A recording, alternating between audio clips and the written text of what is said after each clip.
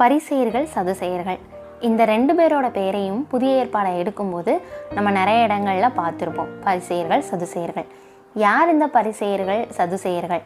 இவங்களோட உண்மையான முகம் என்ன அப்படிங்கிறத பற்றி தான் இந்த ஷார்ட் வீடியோவில் நம்ம பார்க்க போகிறோம். ஸோ பரிசேயர்கள் அப்படிங்கிறவங்க யூத மத சட்ட அறிஞர்களாக இருந்திருக்காங்க. இவங்க என்ன பண்ணுவாங்க அப்படின்னா, மோசையோட சட்டத்தையும் நியமங்களையும் ரொம்ப வலிமையாக கடுமையாக கடைபிடித்து வந்திருக்காங்க.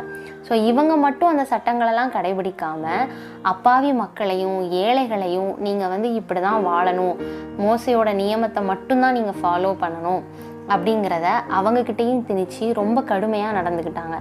அது மட்டும் இல்லாமல் வெளிப்புறமாக பிரார்த்தனை பண்ணுற மாதிரியும் நோன்பு இருக்கிற மாதிரியும் நடிச்சுக்கிட்டு உள்ளத்துக்குள்ள ஒரு அன்பு, அமைதி, மனமாற்றம், இரக்கம் இதெல்லாம் எதுவுமே இல்லாமல் வாழ்ந்து வந்தவங்க தான் இந்த பரிசேயர்கள்.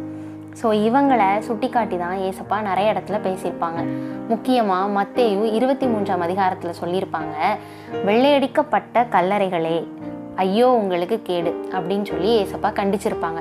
அது யாரை அப்படின்னா அந்த பரிசேயர்களை தான். ஏன் அப்படின்னா அவங்க வெளிப்புறமாக ரொம்ப ஒழுக்கமாக இருக்கிற மாதிரியும் கடவுளை அதிகமாக வணங்குற மாதிரியும் கடவுளுக்காக பலி செலுத்துகிற மாதிரியும் நடிச்சுக்கிட்டு உள்ளத்துக்குள்ள ஒரு மனமாற்றம் இல்லாமல், அன்பு இல்லாமல், இரக்கம் இல்லாமல் வாழ்ந்தவங்க. 2வது சதுசேயர்கள். யார் இந்த சதுசேயர்கள் அப்படின்னா, இவங்களுக்கும் ஆலயங்களுக்கும் அதிகப்படியான தொடர்பு இருந்திருக்கு. ஏன் அப்படின்னா ஆலயத்தை நிர்வாகம் பண்ணிட்டு வந்ததே இந்த சதுசேயர்கள் தான். ஸோ இவங்க ஆலயத்தில் உயர் அதிகாரிகளாக இருந்ததுனால இவங்க செல்வந்தவர்களாகவும் ஆசாரியர்களாகவும் இருந்தாங்க. ஸோ எருசலேம் ஆலயத்தை நிர்வாகம் பண்ணியதே இந்த சதுசேயர்கள் தான். ஸோ ஒரு ஆலயத்தை ஒரு குரூப் ஆஃப் பீப்புள் நிர்வாகம் பண்ணுறாங்க அப்படிங்கும்போது ஆட்டோமேட்டிக்காக அந்த ரோம பேரரசும் இவங்களுக்கு ஒத்துழைச்சி தான் போயிருக்காங்க. சதுசேயர்கள் என்ன ரூல்ஸ் போட்டாலும் அதை ஏற்றுக்கிட்டு போனது தான் ரோம பேரரசு. இந்த சதுசேயர்களுக்கு உயிர்த்தெழுவது, தேவதூதர்கள், ஆன்மா அப்படிங்கிறதுல சுத்தமாக எந்த ஒரு ஈடுபாடும் நம்பிக்கையும் இல்லாமல் இருந்தது.